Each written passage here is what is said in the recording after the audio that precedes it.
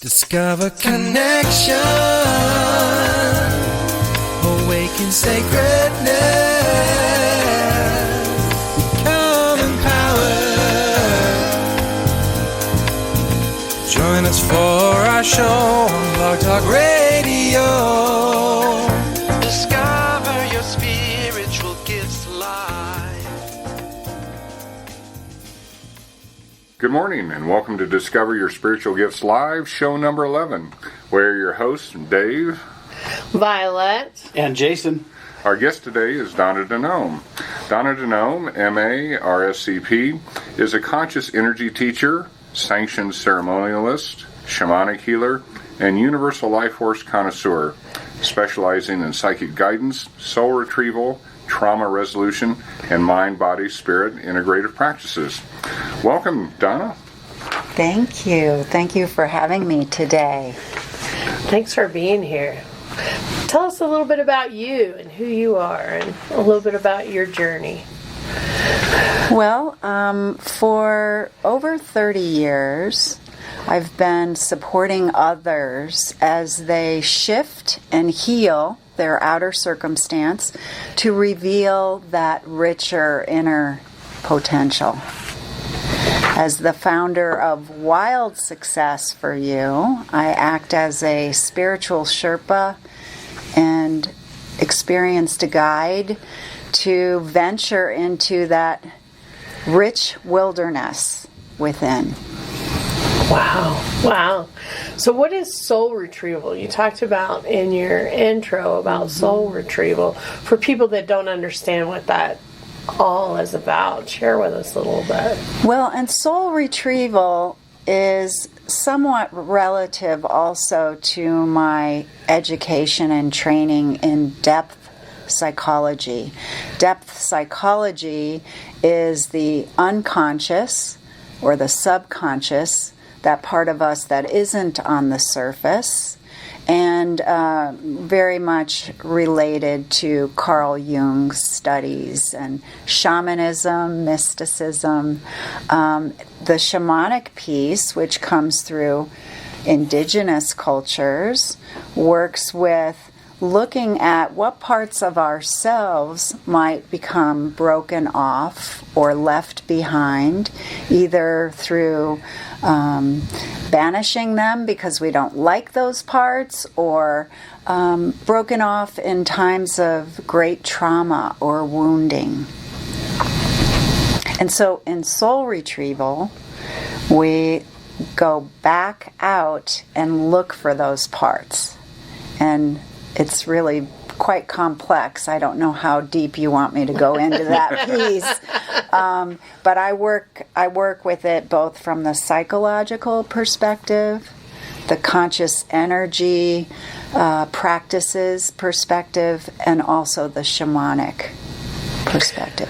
So we've let pieces of us go due to that trauma or that incident or whatever's happened. We've released it. When we bring it back, I assume there's healing or something so that we're ready to become back whole with those pieces that we have out there. Absolutely. And it's multidimensional, and there are several steps to it. So to begin with, we want to look at that piece and understand what it has to tell us or what it wants to ask of us.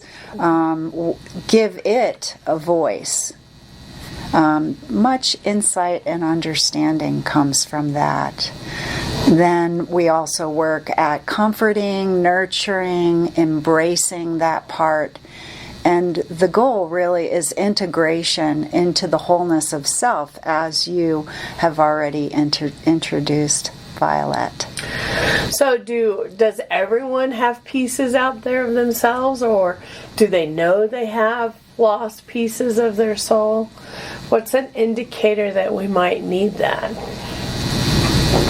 Okay, that's a two-part question, but I think I'm going to jump to the second part of that, because the indicators are sort of that nagging little piece that something isn't quite right, or hitting up against a wall. So you're going along, you're trying to achieve or acquire or learn or experience or grow in your life, and there's something that keeps kind of sticking or getting in your way. To me, that's an indication. And so one of the reasons I call my business Wild Success for You is I work with a lot of people who are relatively successful or functional in their world. But there are these kind of stuck places that hold them back. And when we give it a deeper look, what we find is, in actuality, there are these parts that are holding them back. Do I believe everyone has those parts?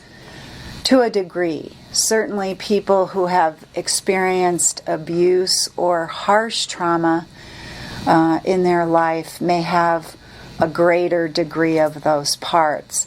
And I think everyone, even the most well-nurtured, beloved child who grew up in an ideal situation and has had great success in their adult life, I believe even that person has unclaimed parts or untapped potential. Interesting. Thanks for sharing that, because I was like, I don't think a lot of our viewers would understand that. So just having a good understanding of how that occurs and what happens and what we might be looking for if that's something that we need. Mm-hmm. Well, ultimately, I think the goal is soul evolution. And for me, conscious soul evolution. And of course, here I sit, discover your spiritual gifts, which is in so much in alignment with the work that I do to uncover our divine gifts and help catapult our soul evolution. Wow. Very powerful, right? I think all of us want that in our lives, or we're searching for what that meaning is of soul evolution, enlightenment, ascension, all those words. We're searching. We're not so sure what that is, but we know there's something out there that we need. For those because we have a lot of people coming in here that are just awakening and they're searching for answers. They don't really know what they need to be searching for. They're just searching, right, in that beginning of awakening to something totally different than what they expected. Well, and even people who aren't searching, because there are some who aren't, they're still evolving as souls. That's why we're here. Some of my Native American teachers call this planet the School of Hard Knocks. And they say that the best of the best incarnate here because our evolution is so speeded up. And so if people are beginning to actively seek that out, I think they're in a really great place. They're in a place of quickening about that. And, there's just so much available to help support people. And I really believe that the work I do is a part of that. Awesome. Do you have a question? Well, one of the interesting things I've heard, and I do some of this work myself, is the idea that with PTSD for soldiers, some of that is that they're picking up soul fragments from other people who've died in trauma on the battlefield. And so what they perceive as their fears or their anxieties are actually the anxieties of the people who died and sort of shot out almost like porcupine quills, this energy of their sudden and unexpected transition into these other people. And so I've actually met some people specialized going to veterans meetings, and they put up a sign that says, we'll work on PTSD by clearing the soul splinters out of you. And I didn't know if you've had that experience or worked with that. I don't know if I would articulate it just that way, and I love how you've brought that into the conversation, because I think that many people who experience trauma, not just in a war situation, but say in an abusive situation, do take on pieces from those around them, including their perpetrator or the person who inflicts that trauma. And so clearing and getting to the root of what is you is definitely a part of that process. I also think that what you're saying brings in the idea of when a mass trauma occurs, something like 9/11 or an earthquake or a flood, and we can really feel it, especially those of us who are sensitive, can feel it, and in some cases act as air purifiers or energetic purifiers to help process that energy from the great exodus or the great trauma. Thank you for bringing that piece in. That's a fascinating piece. Well, what you just said makes me think, when you run into people who've had like severe abuse as children and have differentiated personalities, multiple personality disorder, that almost makes me wonder, are some of those personalities happening because the perpetrator is throwing off energy onto the victim in the form of soul splinters, and those soul splinters can take hold and become a personality. Especially, if the child's a nice person and the nice personality goes and hides while that rough personality resists the abuse, would that rough personality in some cases just reflect the personality of the abuser? I think in those cases, a part of that is definitely the person themselves, but I also think that studies have shown that people who are abused in some ways identify with the abusers, certainly the Stockholm Syndrome and things like that. So, that definitely is a part of it. Yes. It's an interesting conversation because we just had this weekend the anniversary of Columbine. Yes. And that traumatic event and what happened to the survivors and the families, right? So pretty traumatic for those people that survived or were part of that whole incident. Same thing, I could see where that would happen, right? Because in the chaos, in the fear, and all that's happening, you're emotionally trying to react to something that you've never seen or been a part of before. So I could see that happening as well. Well, and it goes beyond reason, really, when you experience something like that. So it's not that we're aware of how we're reacting. There's so much that is on autopilot when those things happen. I do come from a background of abuse, so I not only understand this from a professional perspective of having worked with clients for over 30 years, but I also know this from a personal experience as someone who was sexually abused and ritually abused at the age of 6 or 7.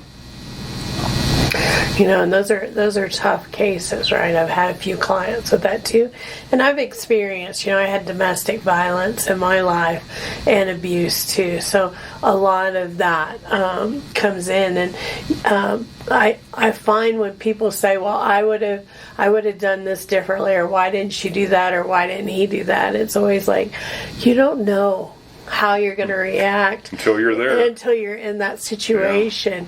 Till you walk those shoes, you have no clue what that looks like, feels like, what that's going to be like. And some people look at me and go, "Violet, you're a strong woman. How could you ever experience domestic violence, domestic abuse?" Well, guess what, folks? We're human, right? And sometimes things happen over a period of time versus a sudden time, and there's a big difference on how you react to things over time, or if it's a sudden time. So everybody has a different way way of handling that and working through that. So yes, there's a gradual, evolution of it as it happens in your life, and sometimes you don't even recognize that. There's a grooming period to a lot of those things, and this is part of what I can do, though, and is we go back to that time and look at what led up to it so that we can let go of any sense of remorse or guilt or even, like it's our fault that happened, right. And instead recognize that it's a part of this whole evolution and that there's meaning and purpose and significance to what occurred. Even as we also want to look at who was there to support you, because often people feel like they were alone or abandoned or just sort of left, and then this happened to them. And when we go back, we find that there were guides and angels and helper beings, spirit, God, source, whatever you want to call it, that was there at that time and helped you to move through it, helped you to survive. In my case, during the abuse, it was very dramatic that I not only connected with my guides, but received sort of a schooling or education that has led to the work that I've done. So I feel like I'm not necessarily grateful, like, woohoo, I'm super happy that happened, but I do acknowledge it for its value in the education of then the work that was to be my life's work. Kind of our purpose sometimes, right? Yeah. Kind of preparing us to be what we've signed up to do and help. And sometimes we need to experience things in order to help others get through it. And so those experiences make us stronger, give us our personality, our characteristics, who we are, make us who we are. Because if we had a different life, we'd be totally different people. And that's something we really have to look at. We've chosen some experiences to help us be who we are to some extent. And that's if I hadn't went through that, I don't know that I'd be the strong woman that I am, right? I don't know that I would have the determination that I have. I don't know that I would be the fighter that I am. It taught me to fight, right? And I know people in my life that are not fighters, and I so want to take some of that energy and give it to them, right? But that's not their journey. That's not who they are. So, it's hard to say there's little golden nuggets in some of that, yes. But there is golden nuggets. There are. Golden nuggets and treasures and all that. I love your word preparation, because I think that's key, is that these things are sequential in our life to help prepare us for where we're headed, or they're choice points where we can shift. And obviously you did, or you wouldn't be sitting in the middle of this beautiful center that you've created here. Right. I wouldn't have had that determination to try this. I wouldn't have stepped into this at all. So, it's a big step. And where we're at on our journey helps us get there, right? So every one of us have a different journey, different experiences. That's what makes us all unique. Well, I think one of the big things out of your experience and out of your experience, Vialet, is as I work with people and coach them on how to make spiritual growth, one of the big issues for many people is resentments against others. And a major part of this is learning to have forgiveness. And I call it, you got to let go of those anchors that are chained around your waist, and you're trying to run down the beach in the sand, and you can't go very fast. And I always joke with them. I said, forgiveness is one of the most selfish things you can do, because the other person doesn't know or care. It's the energy you're putting into it. And so I think you're in a unique position to help coach people on what it takes for forgiveness and to let these energies go. Forgiveness is certainly a piece, and any of those heavy anchors that people carry, to let go of them and become lighter and brighter, to reveal more of that beautiful inner self that wants to come out and express through our soul gifts. And we're talking about abuse and trauma, but certainly everyone has challenge, stress, frustrations, confusion, anxiety, whatever. And so any of these can become those weights that weigh us down. I even encounter people who just don't have a zest for life anymore. There's too much on their plate. There's just so much going on these days. And so part of this is really looking at, where do you want to go from here? And what is wild success to you? Wild success may be creating something or going to a higher level, or wild success may mean sitting in a chair and reading a book, or getting a massage, or going on a cruise. Or not having bill collectors call. Or not having bill collectors call. It's different for all of us and where our journey is, right? But it is hard when I see those people that don't have joy and are not reaching for it anymore. They've kind of given up, and so they don't see the sunrise and the sunset and the beauty and the things, and it's like there's so much here. There's so much we can enjoy if we choose to. It is a choice. I love when you talk about the sunrises and the sunsets, because isn't that, for me anyway, that's the first step, is are we looking at what's around us in the natural world and appreciating it? Whether it's a sunrise, a sunset, the tree in your backyard, or the path that you go for a walk on, to really be there and be present to it and be present to those energies. It's looking at all that, right? Your relationships with people and what they mean to you, to your pets, to your, all those things that bring us great joy to see and interact with. They're huge for us. And when we lose not seeing that anymore, that's hard for, and it's always like something has to bring you joy. Something out there used to bring you joy. How can we reconnect you to that? Yes. Something around in your world used to bring you joy. How do we find that again? Where do we go to locate that? Whatever that is. And we're so bombarded by media that has two messages. Number one is the world is totally screwed up and there's nothing you can do about it. And then number two is it takes external things to make you happy. And here's what you should buy or do to be happy. And that's not where happiness and joy come from. But we kept getting just inundated in all those messages. Yes. Well said. Yeah. Turn off the TV, turn off the internet.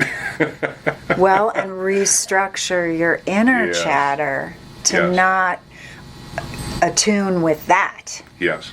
But attune with what Vialet is saying, the gratitude, and what I'm saying, the beautiful natural world. Mm-hmm. It is pretty awesome. So, it's just trying to reach people so that they can reconnect with that as well.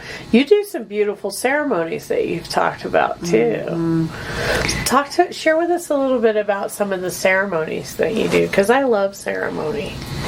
Well, I do the quarterlies, so I like to do the equinoxes and the solstice celebrations. For me, I believe that when we show gratitude to this natural cycle and tap into it, it can catapult us along. It can give us the wind beneath our wings, so to speak.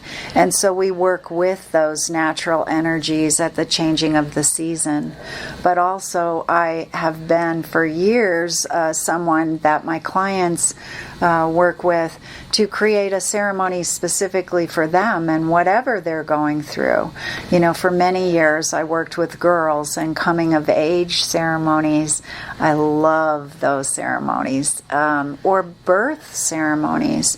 I think we can create a ceremony for everything, and I love it. And it can be as simple as just creating that sacred space. I look around where we sit here, and it's obvious that sacred space has been created. Everything is placed with such intention.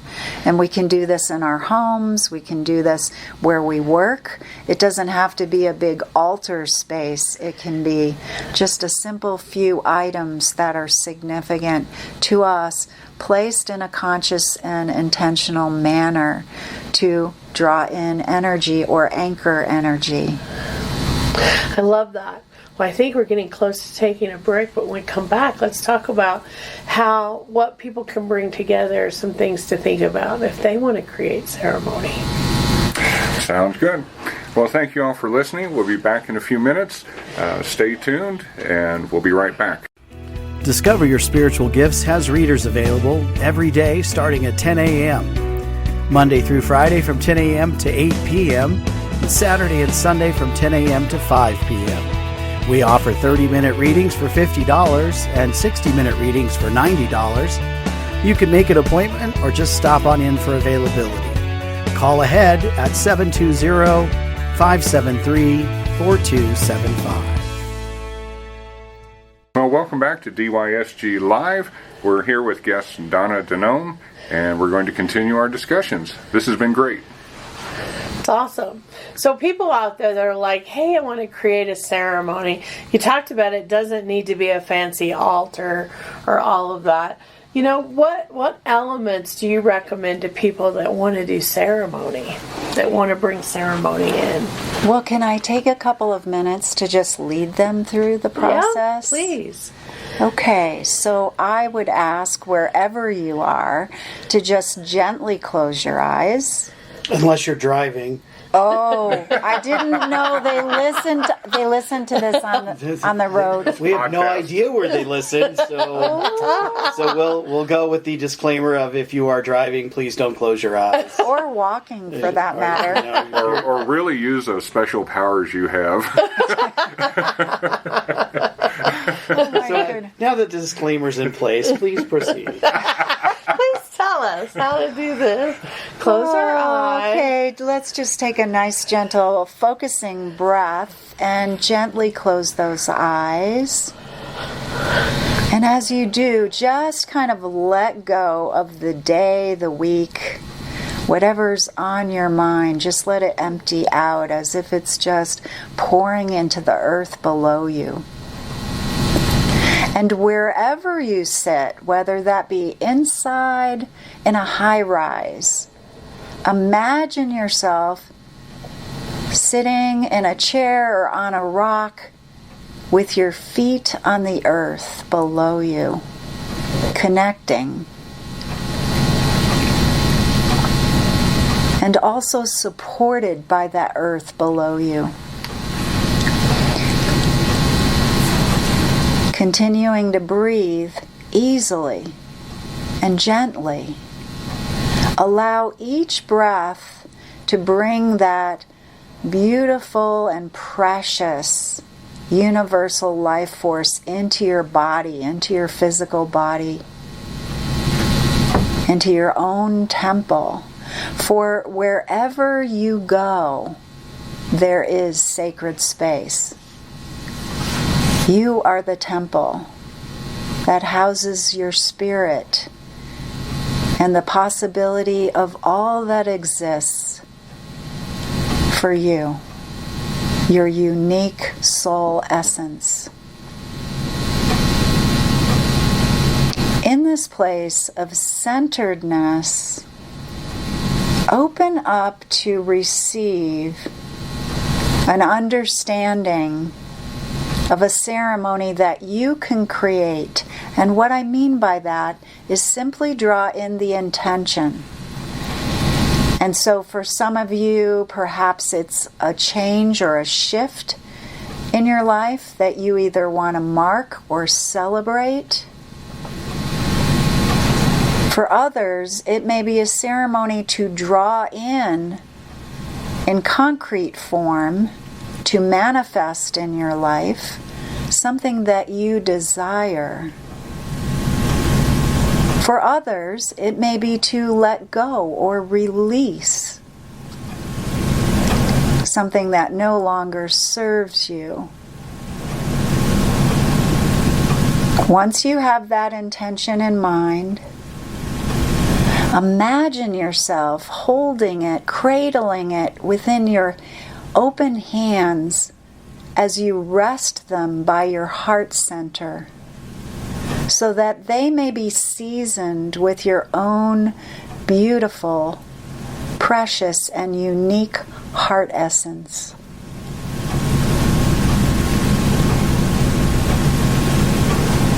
Sit with the presence of what you want to release or manifest, create, or the special circumstance you want to mark at this time. As you tap into the understanding of what that is, just allow yourself to invite in pictures or words or even a knowing of what objects in the physical realm would be right and perfect, would be best to hold the essence or the energy of that which you wish to create a ceremony around. Trust what comes to you, even if it seems a little curious or odd. Trust what comes to you, even if it's not something in your current possession. And recognize that even a small rock or a feather or a shell, recognize that even a scarf or a candle or a wind chime can be the absolute right and perfect thing for this ceremony that you are creating. Take your time with this. And also acknowledge if something comes up simply in a communicative form, like I need nurturing items, or I need cleansing items, or I need expansive items. Know that you can figure it out later. And when you feel complete, open your eyes. If you have paper or pen nearby, just jot a few ideas. And this is your starting place. You can move from here.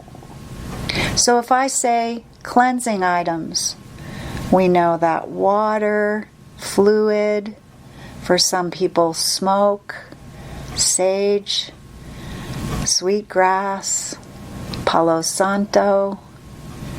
These are things we could use.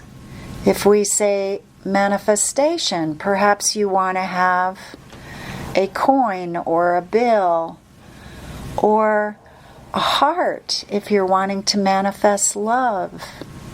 So you can figure these things out as well.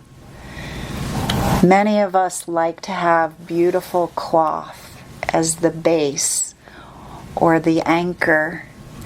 When you spread out your cloth, really feel it and feel the connection to the earth, even if it's on a table. Consciously and purposefully place your items in a way that makes sense to you. certainly from indigenous cultures, we work with directions and the medicine wheel and labyrinth and a lot of different things, but you can simply place them in a meaningful way for you. Even our setup here for a radio show is purposeful. I always believe we need to bring in gratitude and blessings. So we want to thank the items that showed up. We want to thank the guides that helped lead this process. We want to thank, we want to thank what's coming in or what's releasing. Even the things that are no longer good, we thank them for what they served, the purpose they served. And then a final blessing is always nice. Whatever words come to you. That was beautiful. So thank you for sharing that with us. You know, I love ceremony, but lots of people are like, where do I start? What do I do? So that was wonderful. Thanks for sharing. I also want an opportunity to talk about your first book that I first met you with, and that was Turtle Wisdom. Tell us the story of your book, Turtle Wisdom, and what that's all about. Well, Turtle Wisdom came at a time when I had a physical challenge. And so I had super low energy and I could do not very many things. But I found that I could garden and I could write, which to me is kind of curious because gardening is kind of hard work, but I guess I just needed to be with the earth. And writing was something, even as a little girl, I wanted to be a writer, but it wasn't something I ever made time for. And I sat down and I wrote Turtle Wisdom in about 5 months, and I formed an independent publishing company, and I published that book with the intention that it was for my clients. And what I've learned since is 96% of all books published never sell 1,000 books. I printed 1,000 books, which I thought was very generous. And within 5 months, those 1,000 books sold. Reprinted 3,000 and they sold in another year. So at that point, we re-edited and redesigned that book and released it worldwide at BEA in New York City. Little Turtle Wisdom is now in 10 countries worldwide in Chinese and worldwide in Spanish. And it continues to go out there. I still get requests for foreign rights. What I love about Turtle Wisdom is it was written in this familiar, very simple language. I don't think anybody would read that book and say, oh my gosh, what an incredible writer. I thought I was talking to my clients, and I was at a point in my life where I didn't have much energy. It just spilled onto the page, and I kept that familiarity because that is what people have loved about it, is it just speaks to very simple yet quite profound elements of awakening ourselves and also living our authentic life. And of course, Turtle Wisdom has spurred the playbook now where you can color and do activities to awaken these parts of you and understand more. And little illumination card deck that allows you to even put on your altar that we created or have some guidance, daily guidance. I love it. I love the color because I love to color, but I love the book. I love the cards. I have the card deck myself. I have all those pieces myself because I think I love the whole concept of it and what it brings forth. So it is very simple but very profound. It has, for anyone that's looking, it's a great book. It's uplifting, and I find that it's endearing. In fact, the first version of that book was called You Get You, Turtle Wisdom. And Turtle Wisdom was guided, really, as it came in. A client said to me, she called and left a message on my phone that said, I need you to hear it. I need to hear it from you. I need you to say it. You get you. No one says it like you do. You need to take it to the world. And I got off the phone and I said, you get you, Turtle Wisdom. And then I thought, oh, what's Turtle Wisdom? And it fit everything that I was writing. But people didn't get that title, honestly. Yeah. So they would be, you get you. What does that mean, you get you? You know, but people would yell at me down the street, hey, turtle lady. So I visioned for a day and switched around that, and it became Turtle Wisdom, and that's when the little turtle started to make her way around the globe. I love it. I think it's awesome. Well, you've come out with some other things since then, too. Share with us a little bit about those. Tina Proctor and I, she's a storyteller and a women's spiritual coach. She and I created a book for young girls, and it's really the coming of age book, Ophelia's Oracle, discovering the healthy, happy, self-aware girl and confident girl in the mirror. And then the 8 Keys to Wholeness, Tools for Hope-Filled Healing, is really my life's work, and it's a lot of what we've been talking about. It gets into going deeper into those places of wounding and being able to heal them. It's not necessarily a feel-good book. So many people gift the Turtle Wisdom series.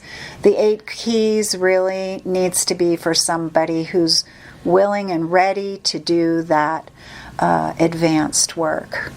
And I created an 8-week program that works with the material in that book and even more to help people go through that process. And I offer that both online and in person. Very cool. Well, you have many classes that you offer. I get your newsletter. Yes. So I like keeping up with some of the stuff that you're doing. So share with us what classes and what programs you offer to people. Well, and right now a big focus is circling back around. In many times through the years, I've offered writing groups. And these classes are not to teach writing or grammar or sentence structure, but rather to open us up to that creative portal that we can find through writing. And this year we're working with a rite of passage, WRITE of passage. And it is combining both my ceremonial rites of passage work and also opening up this channel of creative writing. So I look at it as a sacred writing. My next book is coming out in October, published by Red Feather, and it is As You Feel, So You Heal, a Rite of Passage. It's the first book in the Rite of Passage series. Very cool. How exciting is that? I can't wait to see that book. So these classes, it's been interesting because I put them on the schedule, and within days that first one filled up, and someone called and wanted a new one, and now that one is just about full. We have one more spot in there. So I know that I'm going to be facilitating these groups on an ongoing basis for quite some time. I think there's a need for people who don't necessarily want to publish a book or be a professional writer, but want to write for their own self-development discovery and transformation. And I want to be clear, this is more than just journaling. I have great respect for journaling, but this is what I call sacred writing. You know how I love sacredness. Sacred ceremony, sacred journaling, sacred writing. Sacred priesthood. Sacred. I love sacred. To my wife, journaling is the J word, because she gets into all these books and she gets halfway through and it says, okay, now you're going to create a journal. And she's sitting there, oh no, not another one. Yeah. And so she's kind of burnt out on the J word. Well, and some people feel that if they're going to journal, they need to journal every day, or they need to journal in a specific way. Part of this is throwing away the shoulds. And looking at how can we listen. It's really everything we've been talking about so far. It's about how we can listen to those other parts that haven't had voices, and allow them through. And sometimes it's looking at the shadow side, the darkness, the pieces that we don't even like, or the parts that we wouldn't necessarily live as our reality, but they're still a part of us. The snarky part, the angry part, the rude part. Those aren't parts that I want to necessarily be on a regular basis, but if I can give them a voice, they're not going to show up in the middle of a family dinner or when I'm having a conference and I have a microphone in my hand, right? It's true. So we have to give them their space. And we're better than to do this in a private, personal space. And Vialet, you'll get a kick out of this one. What I like to use in my writing groups are the Sue Lyon journals, which are beautiful. I love. And the paper inside is so smooth that your pen just glides. And that allows us to really free flow without getting stuck on our words. One of your students, Denise, is also a great friend of mine. She was here because we had our craft fair last weekend. Sue Lyon was here with her stuff. And so she's like, I have to have her journals because Donna gives us her journals in class. I need a few more journals. And so, I love Sue Lyon and her stuff and journals. So I put some aside for Denise to pick up. Yeah. I love Sue's journals. I love her art. So, I have pieces at home and pieces here. So, love She's Sue wonderful. Lyon. She's been my illustrator for a long time and dear friend. And, I've come up with this gift, which is even though the next book isn't coming out until October, Red Feather already has it on Amazon. So if people go on Amazon and they pre-order that book and they're moved to create a review once they look at it and read it, they need to get in contact with me because I'm going to gift them one of Sue Lyon's journals. Ooh. And it's actually going to have an original new illustration that she created just for this new book. That's awesome. That's awesome. So as you feel, so you heal. A rite of passage. I love that. I'll have to check that out. I definitely will. Well, how do people contact you if they want to find out more about you? What are some ways to find you and how we can connect with you? Well, I'm out and about, so it's usually pretty easy to find me. They can also go to my website, which is Wild Success, the number 4 and the word you, Wild Success for You, or DonnaDeNomme.com will also get you there. And I also would like to mention that you usually have my books through your beautiful store here too. Yeah. So certainly they can acquire them here as well. So stop by and see. Yep, absolutely. Stop by and ask us. We do carry Donna stuff here. We love Donna and Sea Lion stuff, so we carry those here. Thanks so much for coming today and being part of this. I really appreciate it. It was a treat for me. I definitely wanted you to come be on the show. I love your stuff and your classes. I'm going to have to come to one of your ceremonies sometimes. I see them. I need to find a date that I can come. So I would love to have you there. Or maybe I'll come here and do something too. That I would.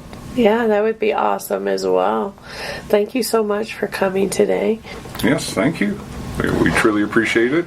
Thank you for Nice your to meet you. input and your insight. Thank you. Well, check us out. See what our next show is. I don't know who our next guest is, but we will have it out there very soon. Thanks for listening, and we hope you have a blessed day. And I just wanted to say, wherever you are today, make it a great one. Take care. Okay, well, please stay tuned. We're going to highlight several practitioners here, and they have interesting stories. And once again, thank you for joining us. Take care. Hi, I'm Rochelle Kemper. I am a restoration master healer. I work through people's energy grid as I see it. I call it grid working.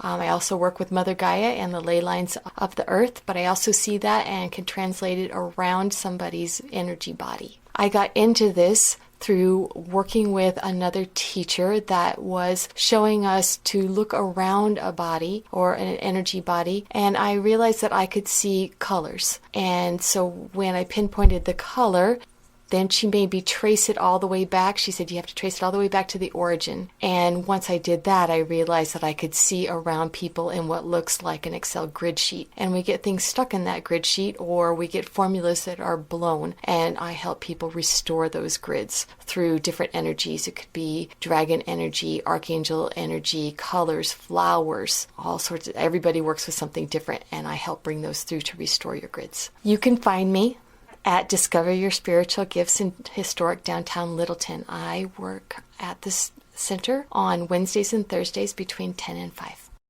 I am Colleen Andraste. I am a spirit medium, psychic, and channel for the angelic realm, and I have been intuitive or psychic my entire life. I began my interest in this work as a young child. I saw my mother with my eyes open after she passed 2 different times, so my beliefs were confirmed, and that is what opened the doors for me. How I help clients today is that I'm primarily clairaudient, clairvoyant.